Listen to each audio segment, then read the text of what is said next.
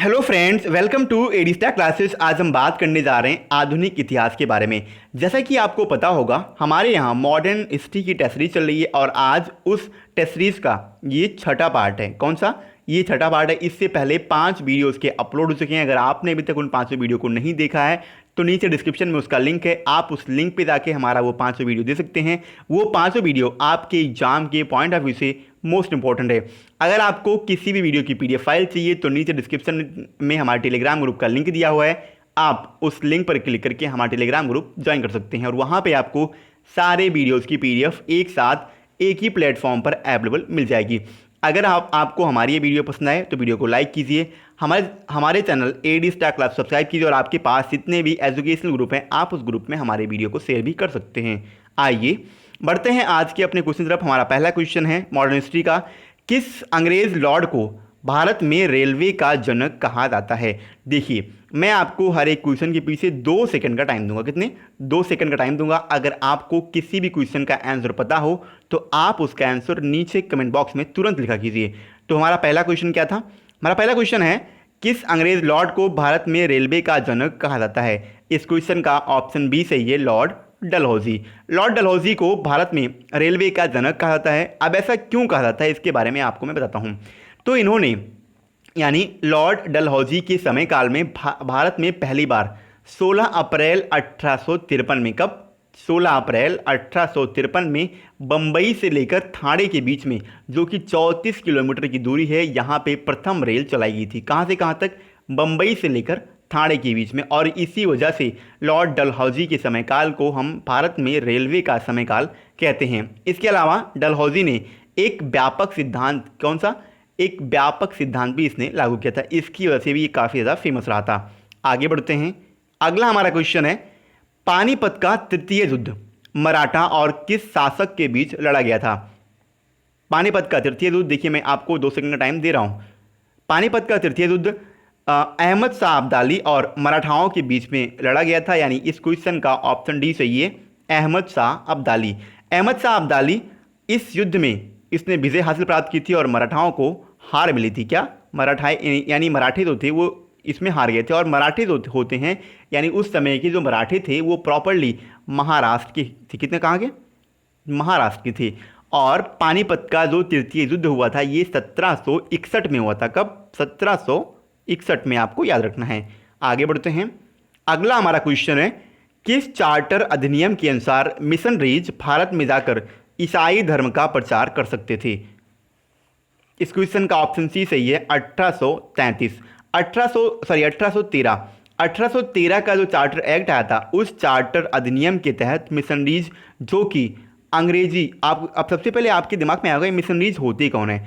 तो जैसे अपने हिंदू धर्म में होते हैं जो हिंदू धर्म का प्रचार प्रसार करते हैं, वैसे मिशनरीज ये वो कहलाते हैं जो अंग्रेजी यानी ईसाई धर्म का जो प्रसार करते हैं, उन्हें इनकी लैंग्वेज में, अंग्रेज़ों की लैंग्वेज में मिशनरीज कहा जाता है। इसीलिए मिशनरीज को 1813 के चार्टर एक्ट में भारत में ईसाई धर्म के प्रसार की मंजूरी मिल गई थी। यानी इस क्वेश्चन का ऑप्शन सी सही है। इसके बाद इसके 20 साल बाद यानी 1813 का जो चार्टर एक्ट आया था इसमें ईस्ट इंडिया कंपनी के शासन को 20 वर्ष के लिए बढ़ा दिया गया था। यानी दूसरा जो इसके बाद चार्टर एक्ट आया था वो 1833 में आया था, आपको याद रखना है। उसके बारे में लास्ट वीडियो में मैंने आपको पूरा डिटेल से बताया है। अगला हमारा क्वेश्चन है, 1857 की क्रांति का कारण क्या था? 1857 की क्रांति का कारण देखिए, देखते हैं। पहला ऑप्शन है चर्बी युक्त कारतूसों का प्रयोग, ये भी सही है। दूसरा ऑप्शन है भारतीय सैनिकों से उत्पीड़न, ये भी सही है। और मिशनरियों का भारत में प्रवेश, ये भी सही है। यानी इस क्वेश्चन का ऑप्शन डी सही है, उपर्युक्त सभी। 1857 की क्रांति का कारण ये निम्नलिखित, तो यहाँ पे तीनों ऑप्शन दिए हैं, ये तीनों हैं। यानी इस क्वेश्चन का ऑप्शन डी सही है, उपर्युक्त सभी। इसके अलावा मैं आपको एक बार बता दूँ, 1857 की जो क्रांति हुई थी इसके बारे में एक पर्टिकुलर वीडियो मैं आपको बहुत जल्द देने वाला हूँ, आप उस वीडियो को ज़रूर देखिए। वहाँ पे आपको 1857 की क्रांति से जुड़े जितने भी इंपॉर्टेंट फैक्ट बनते हैं एग्जाम के पॉइंट ऑफ व्यू से, छोटी छोटी चीज़ें जो इंपॉर्टेंट है उनके बारे में मैं आपको उस वीडियो में पूरा डिटेल से बताऊंगा। यहाँ पे सिर्फ आप याद रखिए इस क्वेश्चन का ऑप्शन डी सही है, उपर्युक्त सभी। आगे बढ़ते हैं। अगला हमारा क्वेश्चन है, मौलवी अहमदुल्ला ने 1857 की क्रांति का नेतृत्व कहाँ से किया था? इस क्वेश्चन का ऑप्शन बी सही है, फैजाबाद। यानी फैज़ाबाद। मौलवी अहमदुल्ला ने 1857 की जो क्रांति हुई उसका नेतृत्व फैज़ाबाद से किया था और फैज़ाबाद इसका हाल ही में नाम बदलकर अयोध्या रखा गया है। क्या? अयोध्या इसका नाम हाल ही में बदल के रखा गया है, आपको याद रखना है। इसके अलावा मौलवी अहमदुल्ला ने जो क्रांति का विद्रोह पनपा था 1857 की, वहाँ पे इसने जिहाद का प्रयोग किया था। किसका? जिहाद का, यानी विद्रोह को अंग्रेज़ों के खिलाफ भड़काने के लिए मौलवी अहमदुल्ला ने जिहाद का पहली बार प्रयोग किया था इस 1857 की क्रांति में। आगे बढ़ते हैं। अगला हमारा क्वेश्चन है, राजस्थान में 1857 की क्रांति का नेतृत्व किसने किया था? इस क्वेश्चन का ऑप्शन सी सही है, उपयुक्त दोनों। राजस्थान में जो 1857 की क्रांति हुई थी उसका नेतृत्व जयदयाल सिंह और हरदयाल सिंह इन दोनों ने मिलकर किया था, यानी इस क्वेश्चन का ऑप्शन सी सही है, उपयुक्त दोनों। इसके अलावा जो ये नीचे ऑप्शन दिया हुआ है कंदपरेश्वर सिंह, इनके साथ एक नाम और आता है जिनका नाम है मनीराम दत्ता। इन दोनों ने मिलकर असम में 1857 की क्रांति का नेतृत्व किया था। कौन कौन? कंदपरेश्वर सिंह और मनीराम दत्ता। आगे बढ़ते हैं। अगला हमारा क्वेश्चन है, किस क्रांतिकारी को शेरे पंजाब या पंजाब का शेर कहा जाता है? इस क्वेश्चन का ऑप्शन ए सही है, लाला लाजपत राय। इनके बारे में आपने जरूर सुना होगा, लाला लाजपत राय, इन्हें ही शेरे पंजाब या पंजाब का शेर कहा जाता है। इन्होंने साइमन वापस जाओ, क्या? साइमन बैक नाम था, साइमन एक कमीशन आया था 1927 में, उसी के लिए इन्होंने सबसे पहले नारा दिया था साइमन वापस जाओ, यानी साइमन गो बैक। इसका नारा सबसे पहले लाला लाजपत राय ने दिया था और वहीं पे 1928 अक्टूबर का महीना था, इन्हें लाठी लगी थी और नवंबर में इनकी मृत्यु हो गई थी लाला लाजपत राय की, आपको याद रखना है। अगला हमारा क्वेश्चन है, किस सिख नेता को सच्चा पातशाह के नाम से जाना जाता है? इस क्वेश्चन का ऑप्शन बी सही है, बंदा बहादुर। बंदा बहादुर अब ये कौन थे? तो ये सिखों के 10वें और अंतिम गुरु गोबिंद सिंह के मरने के बाद, यानी उनकी मृत्यु के बाद इन्हें सिखों का नेतृत्व करने का अवसर मिला था, बंदा बहादुर को। इस क्वेश्चन का ऑप्शन बी सही है, बंदा बहादुर। मैंने आपसे बोला सिखों के 10वें और अंतिम गुरु थे गुरु गोबिंद सिंह, उनकी मृत्यु के बाद इन्होंने सिखों का नेतृत्व किया था और इनकी बहादुरी के कारण इनके जो समर्थक थे वो इन्हें सच्चा पातशाह या सच्चा बादशाह भी कहते हैं। सच्चा पातशाह और सच्चा बादशाह दोनों एक ही है, लेकिन पंजाब में जो पंजाबी लैंग्वेज उसमें बादशाह को पातशाह कहा जाता है, इसलिए यहाँ पे मैंने सच्चा पातशाह आपके मेंशन किया है। तो सच्चा पातशाह ये बंदा बहादुर को कहा जाता था और उनके समर्थकों के द्वारा इन्हें सच्चा पातशाह कहा जाता था। आगे बढ़ते हैं।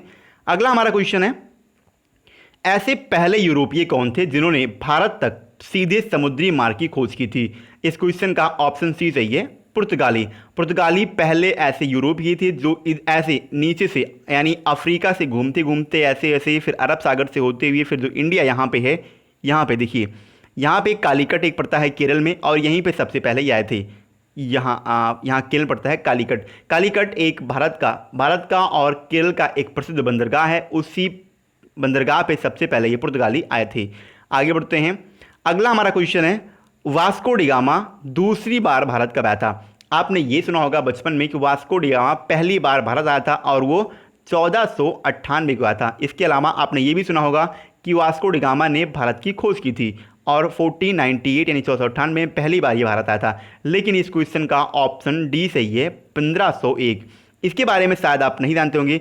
पहले बारे में वास्को डिगामा पहली बार कब आया था इसके बारे में हर कोई जानता है, लेकिन दूसरे बारे में वास्को डिगामा की कोई नहीं जानता। यहाँ मैं आपको इसके बारे में पूरा बताता हूँ डिटेल से। वास्को डिगामा 1501 में दूसरी बार भारत आया था। 1498 में जब ये आया था भारत, इसने भारत की खोज की, कालीकट आया था और यहाँ से दोबारा ये घूमते घूमते वापस यूरोप चला गया। लेकिन उसके बाद ये 1501 को दोबारा भारत में व्यापार करने के पर्पज से आया था। पहली बार तो ये सिर्फ घूमने आया था, देखने आया था, लेकिन दूसरी बार 1501 में जब ये आया तो ये व्यापार करने के पर्पज से आया था। यानी और जब ये दूसरी बार आया तो एक जगह है कन्नानौर, दक्षिण भारत में एक जगह है कन्नानौर, वहीं पे इसने एक व्यापारिक फैक्ट्री भी स्थापित की थी। मैंने आपसे बोला 1498 में पहली बार आया था। आपको डेट रखनी है, डेट है 20 मई। कब? 20 मई 1498 को पहली बार ये आया था और ये केरल में जगह है कालीकट, वहाँ उतरा था। वहाँ के एक राजा थे जिनका नाम है राजा जमोरिन। क्या नाम था? राजा जमोरिन। इन्होंने वास्को डिगामा का भव्य रूप से स्वागत किया था, क्योंकि ये पहला ऐसा यूरोपीय था जो भारत में ऐसे इधर से नीचे से होते हुए यानी बंदरगाह के तट से आया था। कौन? वास्को डिगामा, आपको याद रखना है। आगे बढ़ते हैं दोस्तों, आज की हमारी सेशन यही समाप्त होती है। अगर आपको हमारी ये वीडियो पसंद आई हो तो वीडियो को लाइक कीजिए, और आपके पास जितने भी एजुकेशनल ग्रुप हैं आप उस ग्रुप में हमारे वीडियो को शेयर भी कर सकते हैं। इसी तरीके से आपको इंपॉर्टेंट क्वेश्चन मिलते रहेंगे। आप हमारे वीडियोज़ को देखिए और हमारे चैनल को सब्सक्राइब कीजिए। आज के लिए इतना ही। जय हिंद।